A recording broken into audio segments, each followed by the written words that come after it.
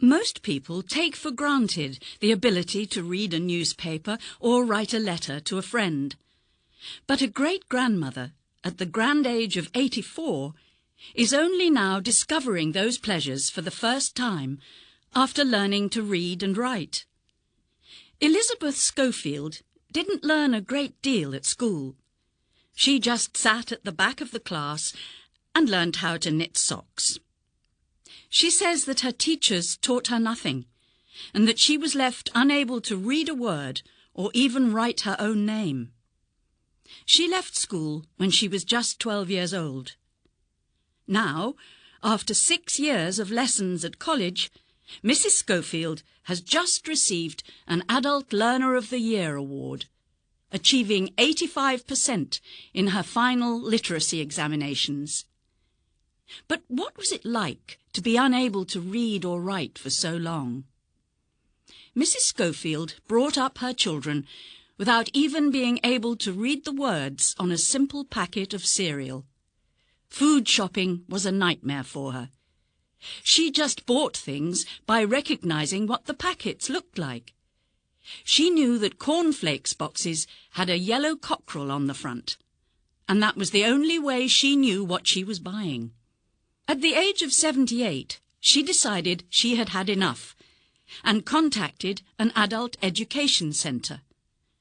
But what exactly made her finally decide to do something about her inability to read or write?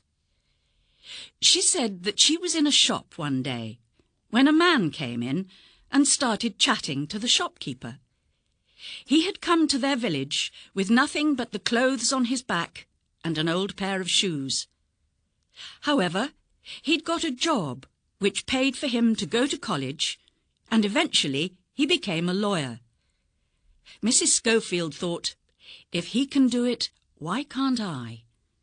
So, with the help of Oakland's college, she began to take weekly lessons to work towards her literacy certificate. It was one of the most difficult experiences of her life. She spent hours every day sitting at home practicing, and often felt that she would never achieve her goal. However, her friends and teachers kept motivating and encouraging her. Mrs. Schofield's tutor, Alison Overington, set out a learning plan for Liz with short and long-term goals. Her long-term goal was to be able to write and reply to letters to her family, who were scattered all around the world, and with whom she had had no contact for a number of years.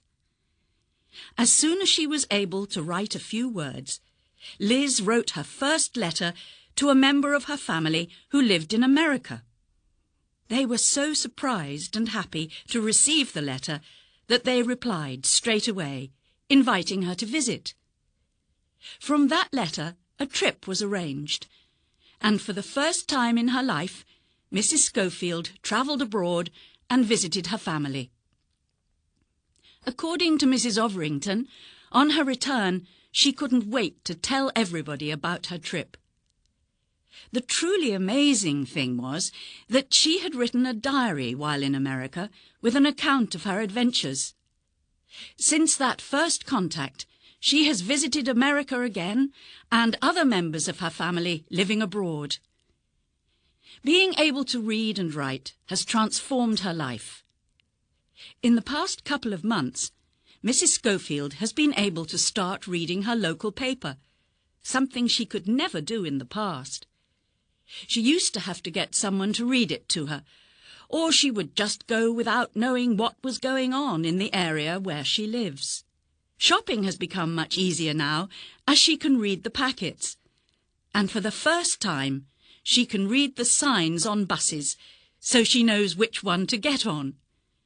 She has even started dealing with bills and official letters.